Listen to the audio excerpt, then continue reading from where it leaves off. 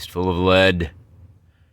As you can see, we've got a little bit of a genre mashup going once again. The guys on the right are what I call the Gretamorphs, although the last time we saw these guys, one of my clever viewers, a man who shall remain anonymous so I don't get him in trouble, referred to them, they are green lunatics. He referred to them as Gretamorphs.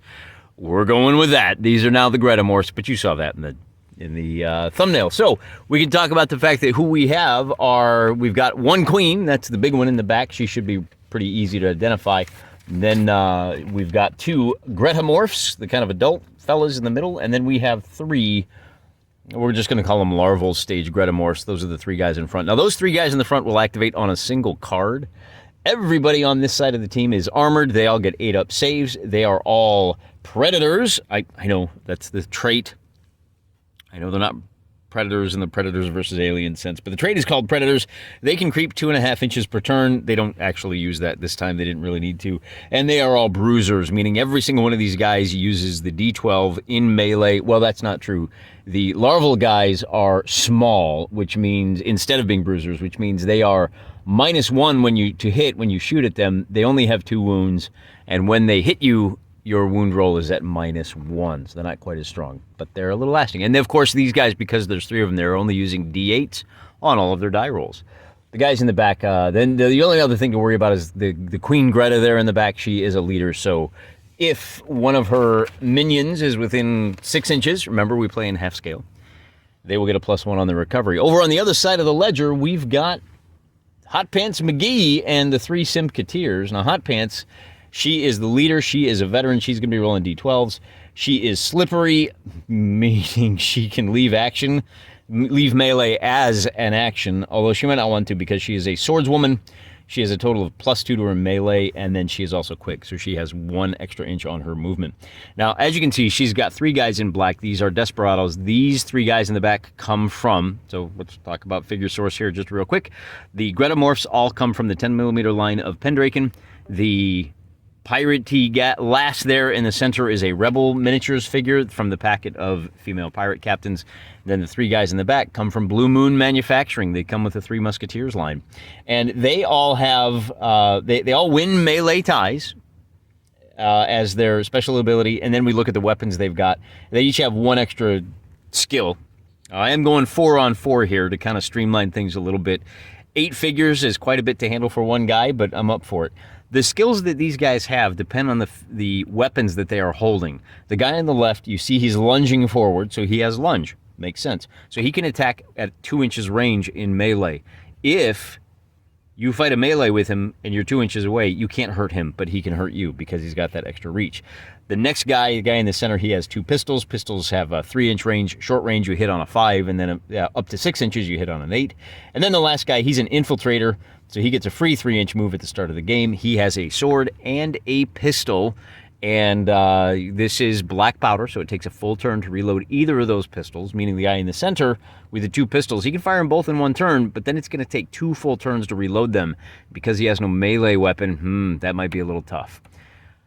Here's what our battlefield looks like. We've got a stream that is crossable. It's going to cost you a couple of extra inches to get across it each move, and it's got a ford in the upper right, and then, of course, the bridge down in the center. Now, what I did here, and the rest of this is pretty self-explanatory, woods. Hey, look at that. It's our new haystacks. How fun is that? We're finally getting some new terrain onto the table. A little farm in the upper right. Now, what I did is I said, all right, I'm going to roll a d6 to figure out where each of these forces come on. On a 1 or a 2, they'll come on the left. On a 3-4 up top, and a 5-6 on the right. And I rolled for Hot Pants McGee first, and she winds up appearing up on the north side over here. So then I said, okay, now I know where she's coming in. How about these Gretamorphs? We're going to call it a 1, 2, 3 on the left and a 4, 5, 6 on the bottom. And, of course, they are going to come in on the left. Here they are, creeping on in. So that's where our guys will start. Now, with this one, here they are in relation to each other. So we're just going to do a straight-up fight here. Last man standing wins the go. And just to kind of tell you where we're going with this, it winds up kind of devolving into a center scrum. Not the best. This game does not really shine at the line them up and run at each other. You really want to have some better objectives to have to achieve in a game like this. Otherwise, it just becomes a center scrum. but which is fine. I mean, it's a good light way to kind of kill about an hour. We deal out our first turn's cards, and as you can see, basically we'll leave the cards in place when we can, and just kind of generally speaking, it's a little bit all over the place. Now, this is opening moves. Everybody's just going to move, so we're not going to waste a whole lot of time. You can see our infiltrator has already moved up 3 inches prior to moving. He could move another 5 inches if he wanted to. I think I forgot to do that. Yeah, no, he's happy just standing right there. And then our Gretamorphs, they do just come screaming up the lane looking for trouble. There's no line of sight. Nobody really has any weapons that can reach anyway. Of course, the Gretamorphs are just relying on, their green in tooth and claw. And the pistols only have a range of 6 inches. So as we approach the barn, they can see each other. They can start making plans. We deal out some cards for turn number 2. And now we have our first ace and our king show up. So how are we going to move? What's our turn sequence going to be? Well, the queen moves up to the crossroads, and she stops. She could move a little bit further, but instead she says, hey, I'm going to take advantage of the cover here, and that allows our 2-gun Simpketeer to take a shot. With a roll of a 3, it's not going to happen. With the fence in the way, he really needed a 9 or a 10. He still has 1 shot. The little black bullet there says, hey, spend a turn to reload. And at the end of moving, everything looks like this. So we did send those little larval guys up to the barn, and they are spreading out a little bit now. Both sides are essentially saying, look, I'm going to try to overwhelm this center crossroads, and we'll see if we can score some early victories. So turn number 3, the cards come up like this. You can see our infiltrator gets to go first, and he is going to say, I'm just going to wait. I'm going to hold my action. I want to wait until those 3 little larval stage guys peek their heads around the corner. And that's exactly what he does. They come around the corner. He takes a shot, and with a 4, he's going to miss. Remember, they're small, so he already needs. He could hit the one in front, but because of the -1, that will be a miss. And the 3. So he's activating. Let's see. What are we looking at here? What are those 2 cards? Oh, the 3 is our leader. The 7 is for the guy with the lunge. The other card, we got a shot. He's going to fire off his second shot. I actually swapped out for the blue disc. It's easier for me to see that he's only got 1 shot left. He takes a second shot at the queen, and with a 4, he's going to miss again. So things aren't working out very well. Because our lunger moved up, he probably should have held his action. The Gretamorph is going to be able to get the jump on him. She leaps into combat. His advantage of lunging is negated, and we're going to roll some bones. So this time around, we're just going to roll the dice, see who goes first, and the results are really well for the Simpketeer with a difference of 7. They both have a +1, but that still means they're a 7. So we're going to roll first we're going to roll to hit for the wound. And with a difference of 7, we're going to get a +2. So this is a death blow. The green die that you see is that armor save, which the Gretamorph fails, meaning that she is going to be removed from the table. Blah. So our lunger wins that first combat outright. Pretty bloody affair. Now we have our first combat up here where we're setting our little larval guys up against the Hot Pants McGee. Hot Pants McGee comes out with a big win. She's rolling a 12-sided die, and so we're going to roll for the blue die is the wound check, and an 8 is going to put him down. I think there's a +1 in there for some reason. She's at +2 melee. Oh, no, I know what it is. Because she won so big, you're going to have a bonus on the wound roll. Because she won the matched roll by 7, that's at +3. That's an 11. We do have to roll for the armor save, and without an 8, that little larval guy is going to go down. So again, first 2 kills go to Hot Pants McGee and her team. The queen, meanwhile, is able to move up. She really needed to have that Gretamorph just survive. Even with a shock marker, they could double up on this guy. Our lunger is going to fight. He's going to do reasonably well. He rolls a 6. And with the 2, our queen Gretamorph is going to just completely dominate. She gets to roll 2 dice, pick the best. That's going to be a bonus total of 3. So only +1 on the wound roll. And that's going to lead to a result of a 2. Even with the +1, it's just going to be 1 shock. That's going to end the turn. We deal out those cards. As you can see, we're only dealing 3 for the Gretamorphs at this point. And the queen is going to be going last, but she gets the double roll. We'll take it. Notice that the lunging guy, he gets dealt the ace. So what I did is I pulled out the queen of spades to remind myself that he's going to go ahead and activate on the queen. Now, he does get to go first. Queen of spades removes that shock marker, meaning he will not be fighting at a +1. And here is our combat resolution with a 5 versus a 6. Well, that he still loses, so he's still in a little bit of trouble. And, oh no, that becomes a tie, actually. The lunger has the sword +1. You know, come to think of it, that's probably not a tie. That probably should have been the lunger taking a wound. Looks like I forgot. Oops. All right, we'll fix that in post. Although we're in post, I didn't fix it. So what can you do? Up on this side, we've got those larval guys are going to... One of them is going to lunge... Oh, no, I'm sorry. One of the Simpketeers leaps over the fence to ride to the rescue of Milady. And he gets engaged with one of the larvals. The D8 is a 1 versus a 7. And even with the bonuses for combat, that's going to be a win for the Simpketeer. He's already fired off his pistol, so he's fighting with his sword. He's at +1, but, you know, +1 for the claws for the little guy. And with a difference of 6, that's going to be a bonus of 2. Well, you can see the wound roll is already a 10. You can't do better than that. And the save is going to be a 4, so that's going to do another out of action. Our second larval guy goes out. Moving along, the third larval guy is going to wind up saying, leaping over the fence and trying to engage our 2-gun pistol man, and we roll. In this case, it's going to be a 1 versus a 4.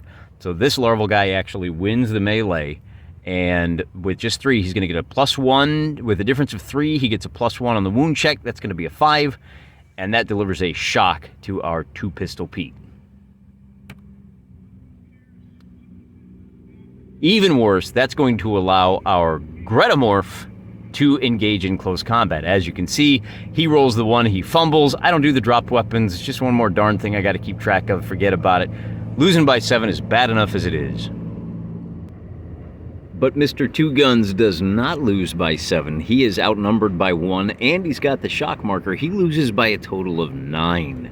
So we're going to roll our wound roll, and he loses to 9 to the big guy, and then to the little guy, he even loses by another 6. So the little guy is going to be at +2. Going to be at +3 for the big guy. That's going to be 2 full out of actions. So he is gone, and we are down to just 2 on that side of the ledger. Well, Hot Pants McGee isn't going to stand for that. She comes barreling on over, and she jumps on top of the larval guy.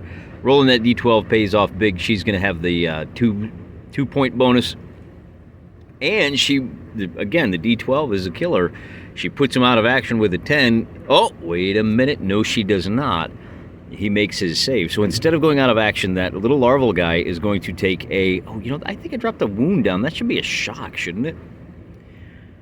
Well, in the meantime, down further south, the queen is going to be able to get her claws into the lunging guy, and he rolls a 2.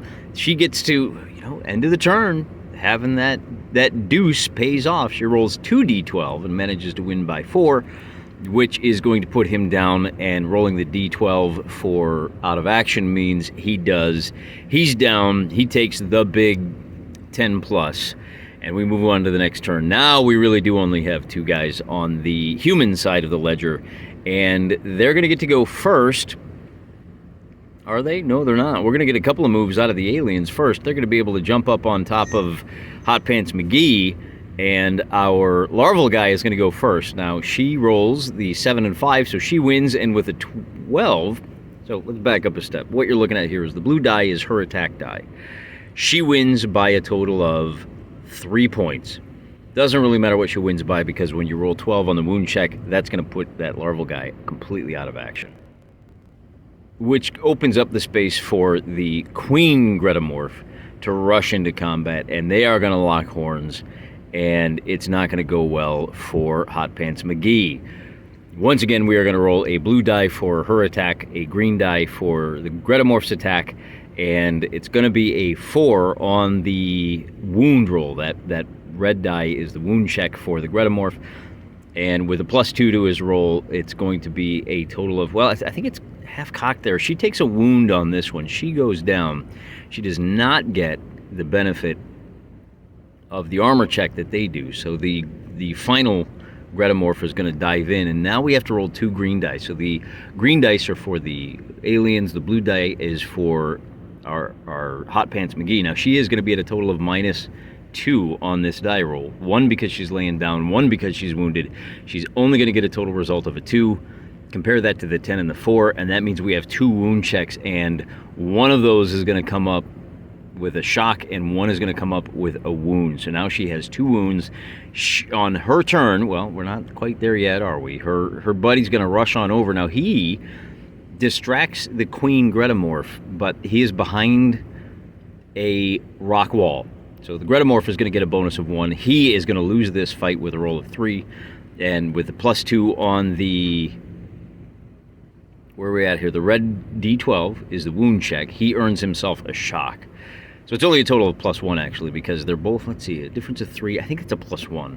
So yeah, he picks up a shock, so that's all he can do. Well, now Hot Pants McGee is going to have to make a recovery roll, and look at that. With an 11, she is going to be able to leap to her feet. And she's still, because she recovered, got to her feet, she's going to be able to engage in a melee on her phase. Not only that, but on the subsequent melee, even though she's at -3, she is going to be able to score some successes. The light blue D12 is her result of a 9. The 7 and 3 mean that she is going to get to roll some wound checks. Again, she rolls with a D12, and look at that. She is able to score a 12 on her wounds. Now, the Queen, with the result of a 12, is going to be able to knock that down to just a wound status. But the other guy is out, and that means we move on to the... We've got a 6 of hearts goes first. The Queen is going to get to make her recovery check. She rolls a 1, and a 1 on a recovery check -1 because of the wound puts her completely out of action. That is going to end the battle. And that's all she wrote. So what have we learned? Well, I think the first thing we learned is that we should have named her Hot Pants McRipley. Man, that leader of the human side was just an alien killing machine, and she didn't need no mech suit to do it either. The big part of that was the fact that we had some really solid rolls across the table. It was a quick game. Solid rolls on the wound checks means that we didn't have to mess around with a whole lot of wounds on the table. I think only a couple of guys drew wounds. Well, 3 of them drew wounds, and we only remember to mark 2 of them. When you're rolling those high numbers on the wound checks, up in the 8, 9, 10. And of course, it's important to point out that once you've won the melee, there's a pretty good chance that you're going to be having a +1 to the knockout game, at least that portion of Fistful of Lead.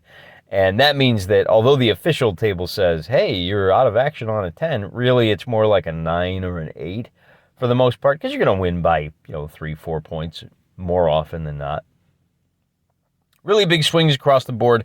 Sped things up a lot. The other thing that sped things up a lot is that we didn't have any real missile fire on the table. We got a couple of shots off early, but the only missile weapons on the table were the pistols on the part of the Simpketeers, and those take a turn to reload, so it was always going to be one shot and get stuck in.